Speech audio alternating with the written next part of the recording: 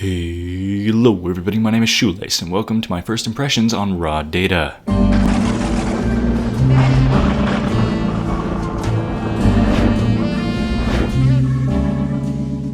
Raw Data is the newest VR game to Steam. It takes place in a dystopian future where a shady organization known as Eden Corp rules supreme with subterfuge and advanced robotic killing machines. You act as one of the resistance fighters, going from terminal to terminal, extracting raw data from each of these things to try and uncover what Eden Corp is really up to. This is a survival game, this is a shooter game, this is a slasher game, and most importantly, it is a cooperative game, which is definitely a new and interesting thing that I have yet to try. I know that Hover Junkers has come out, but I haven't really gotten around to playing that one yet, so this is indeed my first multiplayer experience in VR.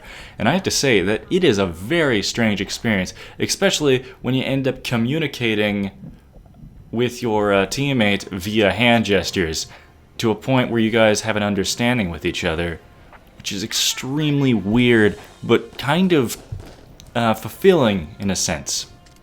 And for my first impressions of this game, there's no way that I cannot recommend it. This is so much fun. You feel like a badass clogging your way through these hordes of enemies, especially in maps that can actually be pretty open and expanse with the weird moving teleportation system that this game has for movement. This game is also extremely challenging and really puts you to the limit when it comes to trying to survive against these hordes. You want to be reloading as fast as possible, and any time that you have downtime, you better be making sure that you make that clip full, because otherwise you're going to end up surrounded by these things.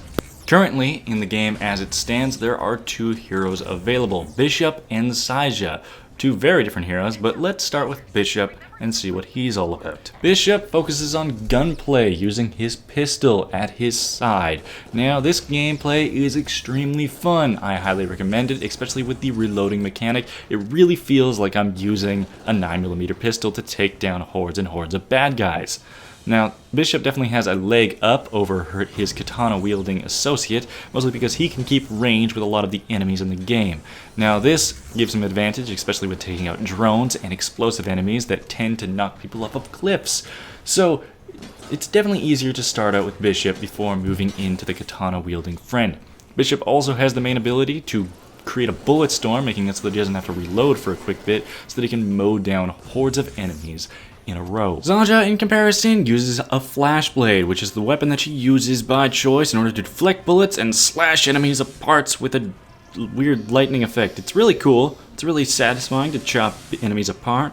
However, it's really difficult to use in comparison to Bishop's pistol due to the fact that you do not have very much accuracy when it comes to range combat. You can throw your katana to make them hurt, but that is about it. You're going to have to be in the thick of things, which can be difficult for Saija, considering that she is fairly frail and has to deal with some harder hitting enemies and explosive enemies that can wipe her the hell out if they get close to her.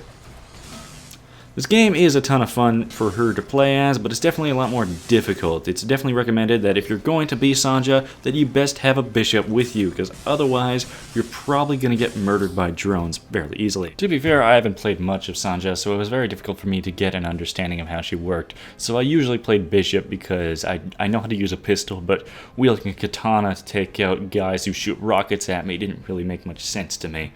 Although I'm sure other players will indeed enjoy it and find it an extremely fulfilling experience in comparison to everything else.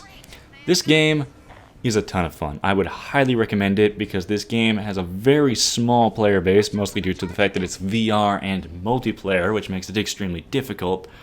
And it is really important that you play cooperatively in this because it's very difficult to do it single player. I found myself dying thousands of times when it comes to playing by myself because you just get extremely overwhelmed by the massive hordes that come against you, especially when taking on the larger variants, which are heavily armored, difficult to take down by yourself, and because all of the robots tend to destroy the tower defenses that you put up, it makes it extremely difficult to really put a dent in anything else. Currently, it's on sale, so go take a look at it if you are interested. And as always, I have not been Zool, and have an excellent day.